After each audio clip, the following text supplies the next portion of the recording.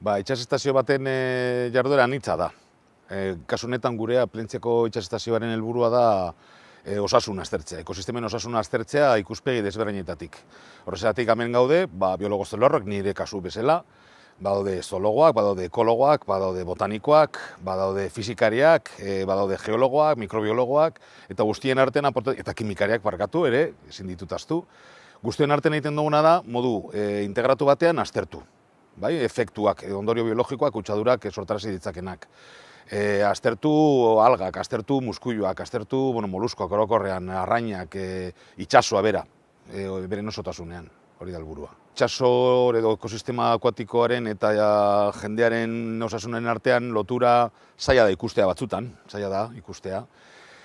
Batzuk ikusten dute bakarrik alde osasunaren aldekoa, gizakiaren ganako osasuna, eta beste batzuk ikusten dute bakarrik ekosistemana. Biak lotuta egon behar dira, gure ikuspegitik, itsasestazioaren ikuspegitik lotuta daude biak. Lortzen baldin badugu ekosistema osasuntsu bat edukitzea, horrek implikazio zuzenak ditu osasunaren gan, porque guk erabiltzen dugu ekosistema, zerbitzuak eta horrelakoak. Orduan, ziurtatzen baldin badugu osasuntsua dela ekosistema, gizarte izango da askoz osasuntsuagoa. Itsasoren baliabideak ere anitza dira.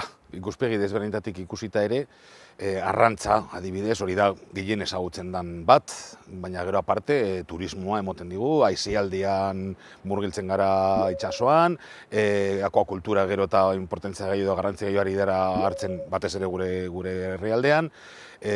Hortaz aparte, gaur egun azkenen urteotan bioteknologiaren inguruan, hainbat konposatu aktibo ari gara gero eta gehiago aztertzen eta aurkitzen itsasoan.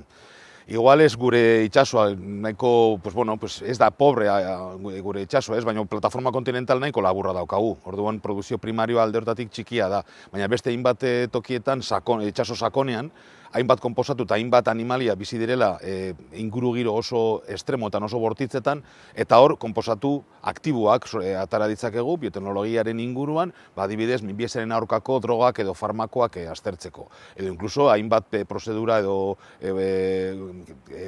industrialetan laguntzeko. Etorkizuneko erronka nagusiak dira, gure kasuan adibidez, Plentziako itsasestazioaren kasuan txikia gara, gaztea gara, daramagu denbora gitxi, 4-5 urte eskaz, kokatzea Europako edo munduko mapan, hortarako gaude sartuta infrastruktura mailan Europan, non itsasestazio asko daude eta horiek asko dazkate esperientziak oso luzaroak. Adibidez, Roscoffen kasuan, 100 urte daramatate ikerkuntza egiten, justu itsasoren osasunaren inguruan.